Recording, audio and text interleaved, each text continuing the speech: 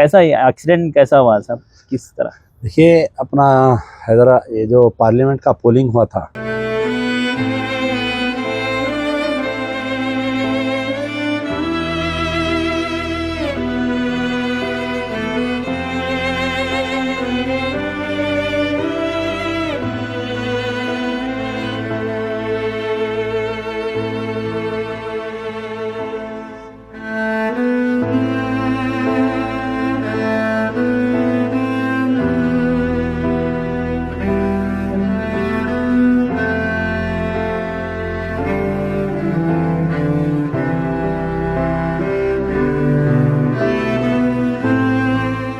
प्रजा दरबार कितने दिन तक बंद रहेगा और उम्मीद कब तक कर सकते कि लोग कि अमजदुल्ला खान रहो या ना रहो वहाँ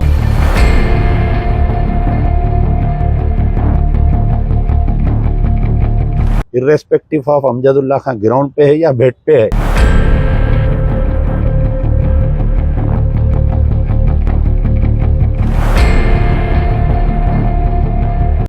और आने वाले दिनों में जो है पूरे ऑल इंडिया पे इंडिया अलायंस की हुकूमत बनेगी। Rahul Gandhi will be the next prime minister.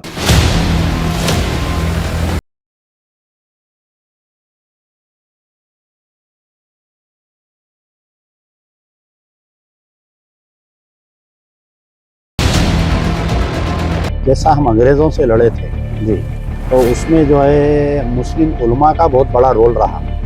जो आज़ादी हम लिए कि हज़ारों उलमाओं को जो है शहीद कर दिया गया था, तो हिंदुस्तान की आज़ादी मिली थी। तो अब जो है ये आज़ादी की हम दूसरी लड़ाई लड़ रहे हैं, तो सिर्फ डेमोक्रेसी जमहूरियत को बचाना है, और वो सिर्फ और सिर्फ हम ही बचा सकते हैं और हमारे सेकुलर हिंदू भाई बचा सकते हैं। तो इंशाअल्लाह अल्लाह से हमारी दुआ है और हमारी कोशिश रही है कि मोदी का मुंह काला होगा इंशाअल्लाह।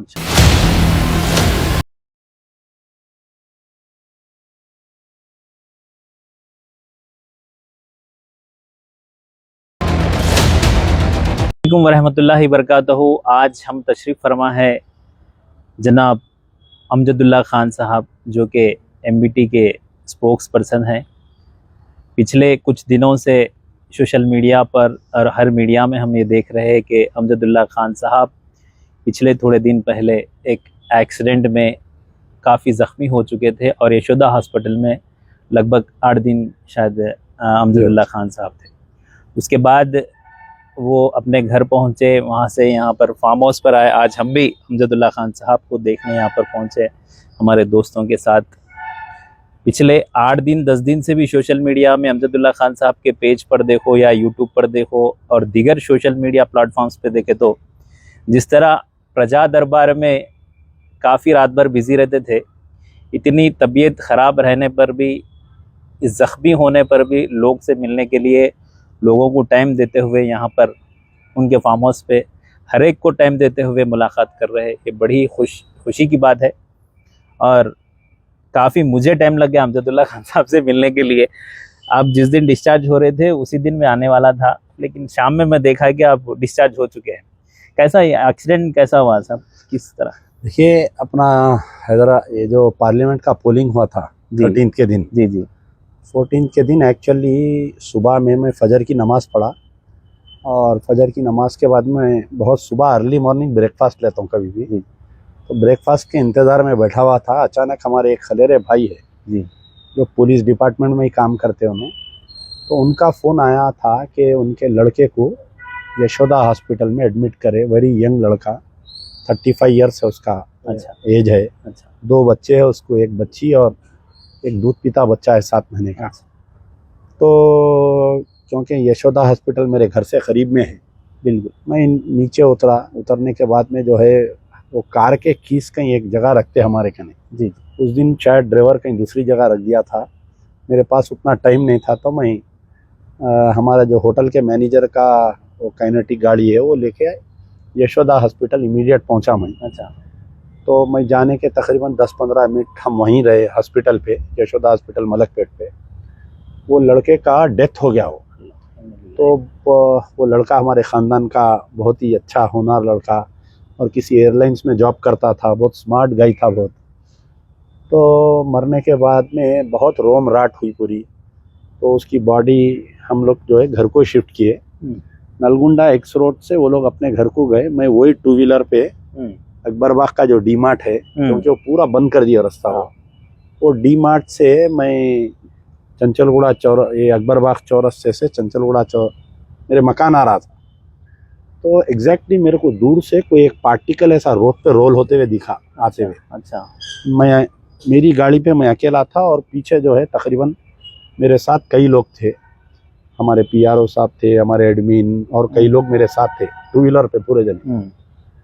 तो वो पार्टिकल ऐसा रोल होते होते मैं समझ रहा हूँ कुछ बिल्ली का बच्चा है या कुत्ते का बच्चा है, and I am very conscious. मैं इधर ऐसा साइड से जा रहा हूँ, ऐसा वो अचानक, क्योंकि रोड ऐसी थी, वो पार्टिकल आके अचानक मेरे सामने के टायर में स्टकअप हो गया और मैं जो है तकरीबन 2-3 कुलाटी खा लेके गिर गया मैं नीचे। तो पहले तो हमारे जो साथ वाले थे हमला हुआ बोले इधर भागे उधर भागे, फिर किसी का जहन चला कि वो जो ब्रिज का काम चल रहा। बाद में हम लोग आइडेंटिफाई करे तो मालूम हुआ कि ऑटो में कुछ सामान जा रहा था, उसमें से गिरा सो पार्टिकल है ये। अच्छा। पहले ज़माने में वो एम्बेसडर में डायनुमा बोल के यूज़ करते थे, देखिए वो आर्टिकल बताओ, तो वो डायनुमा था वो जो आके स्टकअप हुआ। मैं तकरीबन ऐसा 3 बार जंप होके गिरा, गिरने के बाद में 1-2 मिनट लगे मुझे होश आने। मैं खुद स्टैंड हुआ, उठा तो पूरा हाथ बिल्कुल काम नहीं कर रहा था और सर में से मुख्तलिफ जगह से खून जा रहा था और पैर में, क्योंकि वाइट कपड़ों में था मैं, ये देखिए ये है आर्टिकल, ये डायनुमा जो बोलते हैं। अच्छा, ये रोड पे था, ये ऐसा रोल होते आया। अच्छा। ऊपर से नीचे। तो फिर बाद में ये हुआ कि मैं गिर गया, तो सर में से बहुत खून जा रहा था। हमारे बेटे मेरे साथ में, तो उन्होंने बोले डैडी सर में से खून जा रहा, पैर में से। तो मैं वापिस यशोदा गया। मैं जैसा यशोदा गया, जाते फिर क्या हुआ कि इत्तेफाक से यशोदा वहाँ लोग परेशान हो गए, अभी गए फिर आप आए, तो बहुत तकलीफ, शिद्दत की तकलीफ हो रही थी हाथ में। तो इमीडिएट वो लोग पहले सर का सीटी स्कैन लिए, क्योंकि सर में ब्लीडिंग बहुत हो रही थी, तो दैट सीटी वाज नॉर्मल। और फिर हाथ का लिए तो मालूम हुआ कि 3 जो है फ्रैक्चर है हाथ में। फिर उसके बाद में पैर का लिए तो पैर में एक माइल्ड फ्रैक्चर, अभी भी आप देख सकते, पूरा पैर में जख्म है अभी। अच्छा। तो अल्लाह के फजल से सबसे बड़ी ये है कि वो जो रोड है नलगुंडा एक्स रोड से लेके पूरा चंचलगुड़ा जेल तक 1 मिनट में 10 गाड़ियाँ जाते हैं वहाँ, और सुबह के टाइम पे पूरे डिफेंस एम्प्लॉइज जाते हैं। और पिछले 1 साल की आप हिस्ट्री निकाल के देखेंगे, वहाँ पर सोयल होटल का एक मैनेजर था, वो कोई निहारी पे वो पानी पड़ रहा था, वो बॉक्स जो टेलीफोन बॉक्स टूट गया था, लोग गिर रहे थे, तो ये बच्चा उठ के जाके जो है वो बोर्ड रखने गया, उसको हिट एंड रन मार के चले गया, बच्चा स्पॉट डेड हो गया। तो पिछले 1 साल से जो भी एक्सीडेंट हो रहा वहाँ बच रहा नहीं। तो मैं पहले तो एक लकी ये था कि जो मैं रोड पे से गिरा तो सर पे ज़्यादा मारने लगी, वाइटल पार्ट सर से। दूसरी चीज़, अल्लाह का ये बड़ा फजल हुआ कि किसकी दुआ लगी नहीं मालूम, मेरे पीछे कोई गाड़ी नहीं आई ताकि वो मेरे को रोंद के जाने के लिए। और एक अल्लाह का फजल ये हुआ कि बाजू के गड़ा है जिसमें इलेक्ट्रिक के वायर्स खुले थे पूरा, अगर हम उसमें गिरते, काम चल रहा है कुछ, तो उसमें एक प्रॉब्लम आता। तो खैर बहरहाल अल्लाह ताला, फिर सर्जरी हुई। तकरीबन 4 दिन मैं हॉस्पिटल में था, क्योंकि बहुत ज़्यादा पब्लिक आ जा रही थी। वो हॉस्पिटल के सिक्योरिटी वालों से रोज़ झगड़ा हो रहा था।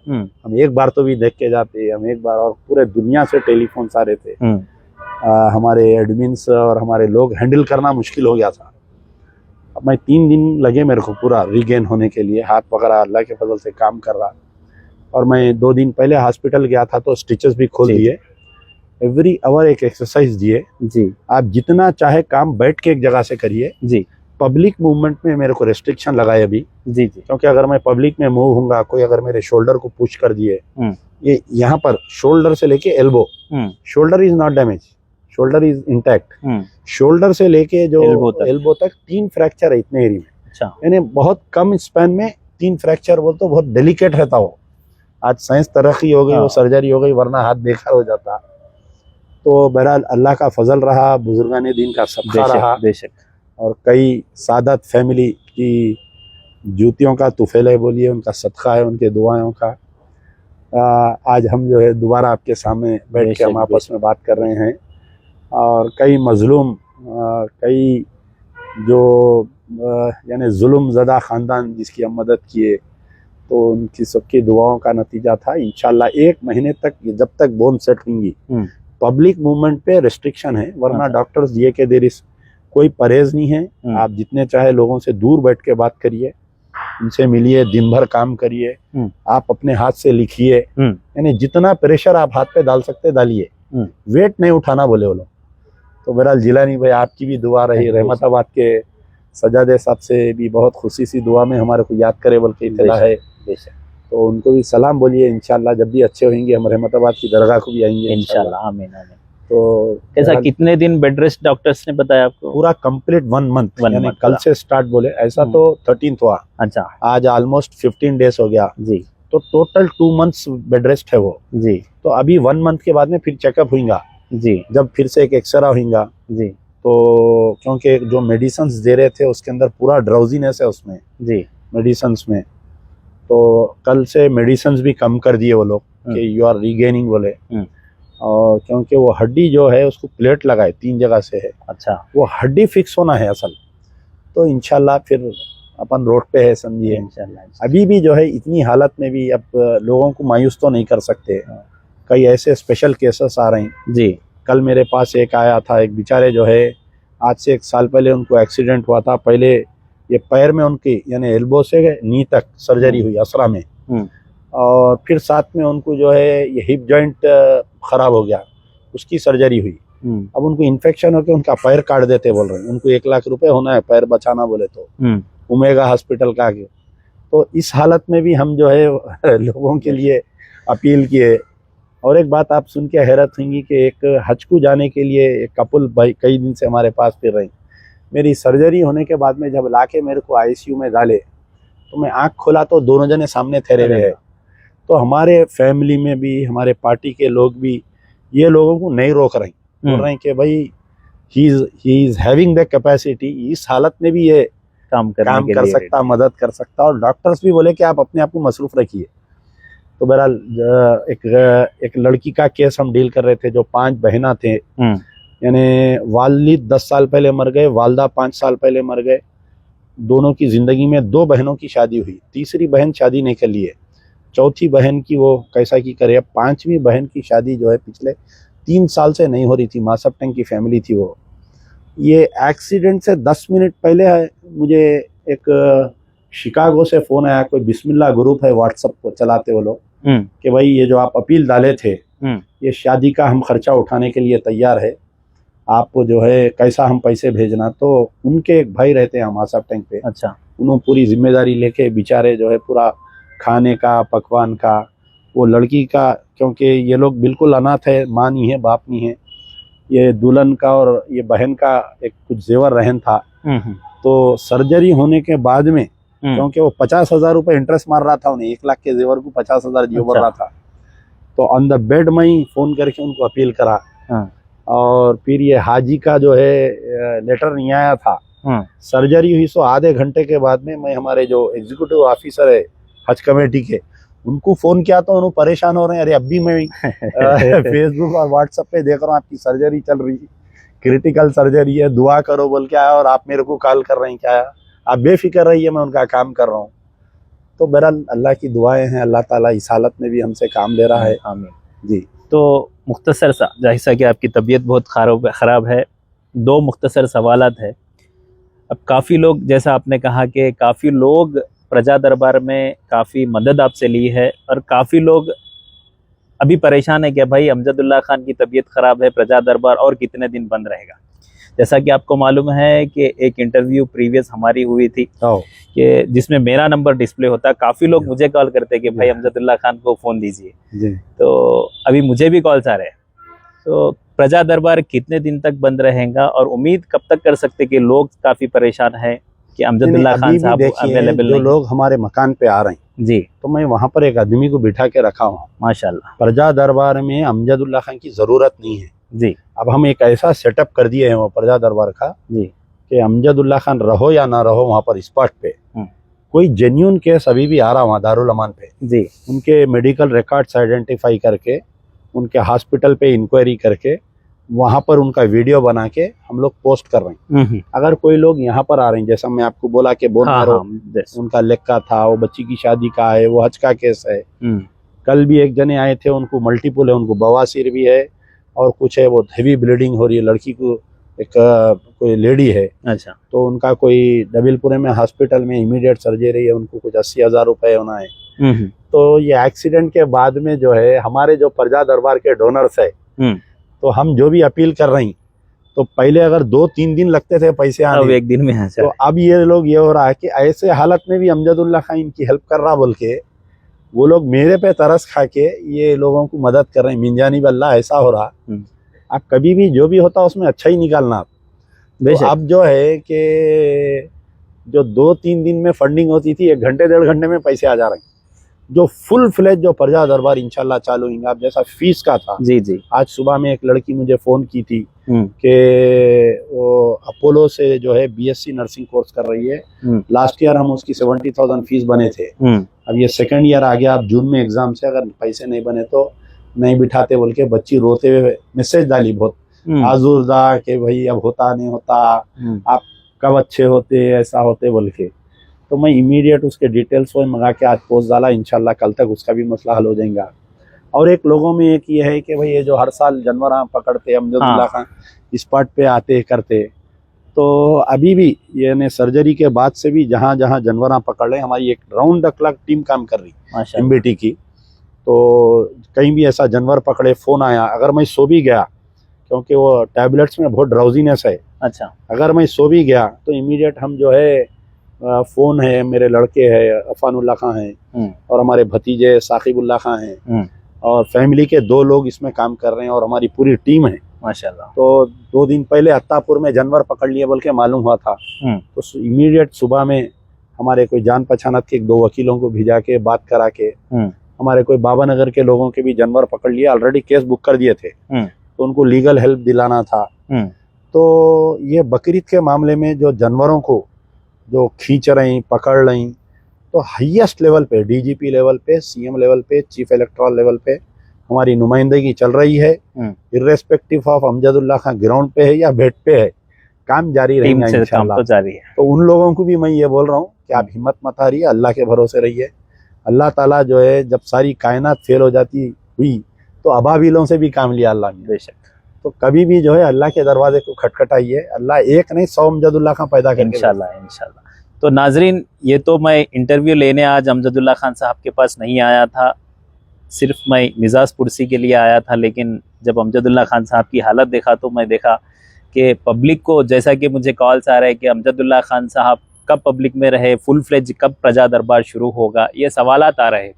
तो आप लोग ने अमजदुल्ला खान साहब की ज़बान में ही सुना है कि अमजदुल्ला खान साहब हो या मौजूद ना हो, वहाँ पर प्रजा दरबार तो चलते रहेगा और अमजदुल्ला खान की टीम भी काम कर रही है और वहाँ पर एक टीम को बिठाया गया है और फुल फ्लेज प्रजा दरबार इंशाअल्लाह ताला।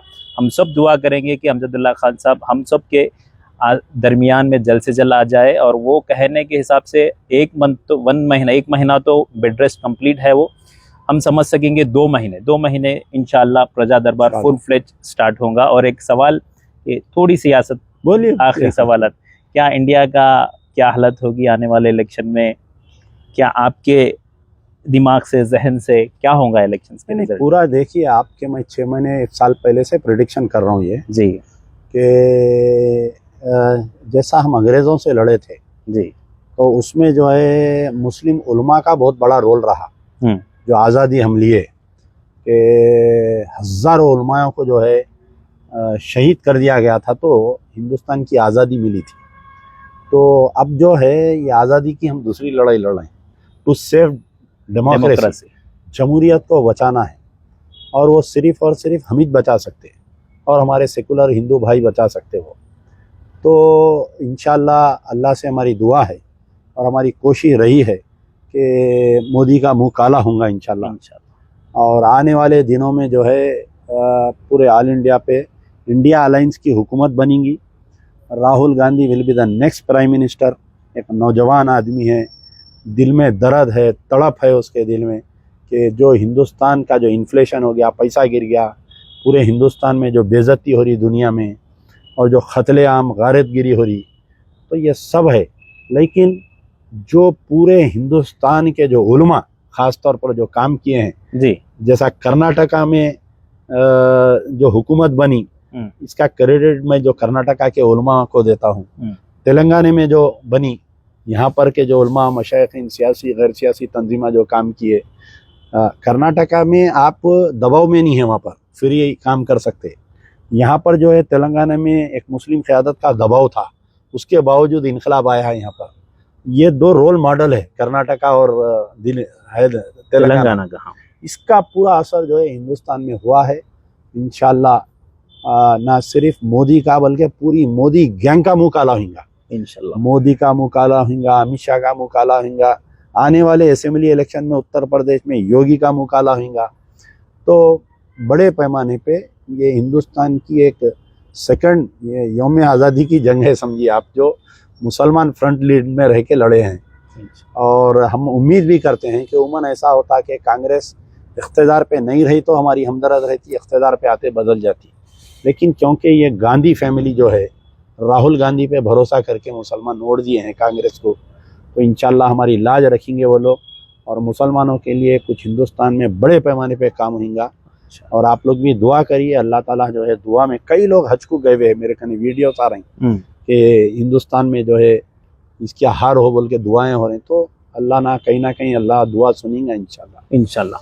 तो नाजरीन, अमजदुल्ला खान साहब का कहना है कि इंशाल्लाह आने वाले इलेक्शन का रिजल्ट में जो है कांग्रेस पार्टी जो भी अलायंस है, इंडिया अलायंस है, वो इंडिया अलायंस हुकूमत फॉर्म करेगी और राहुल गांधी साहब प्राइम मिनिस्टर बनेंगे। ये थी एक छोटी सी गुफ्तगू जनाब अमजदुल्ला खान साहब के साथ। अमजदुल्ला खान साहब, एक छोटी सी आपके अल्फाज में दो बात हमारे नाजरीन के लिए हम ख़त्म करते हैं। आप देखिए, सबसे पहले तो आपका जो J24 न्यूज़ चैनल है, कभी भी सुलगते हुए मसलों पे आप आते हमारे कने, तो मैं तमाम J24 के नाजरीन, ख़ास तौर पे ये चैनल ज़्यादा आंध्रा में देखा जाता है और जो तेलंगाना में आंध्रा सेटलर्स है वो लोग देखते हैं। कई मरतबा जो है हमारे जो मुस्लिम दोस्त थे आंध्रा से यहाँ पर सेटल हुए या आंध्रा के कहीं भी मिले तो मेरे को बोलते हैं कि हम आपका जो है J24 पे न्यूज़ देखे, हम आपका बोल के। और एक ये है कि आपके पास अल्लाह ताला आपको गैबी क़ुव्वत दे, ताकत दे कि बग़ैर ऐड के आप कैसा चला रही, मेरे को हैरत होती बाज़ औक़ात। तो बहरहाल अल्लाह ताला जिलानी भाई को सेहत दे, आमीन। और आपके वालिद साहब को भी सेहत दे, आपके वालिद साहब के साया आपके सर पर रहे, आमीन। आपकी जो टीम, पूरी एंटायर टीम J24 की काम कर रही है, पूरों में इत्तेहाद डाले और मन बढ़ाए, ये चैनल और फूले पले। शुक्रिया। आमीन आमीन, शुक्रिया। नाज़रीन, ये था जनाब अमजदुल्ला खान साहब का इंटरव्यू। देखते ही रहिए J24 न्यूज़। अल्लाह हाफ़िज़।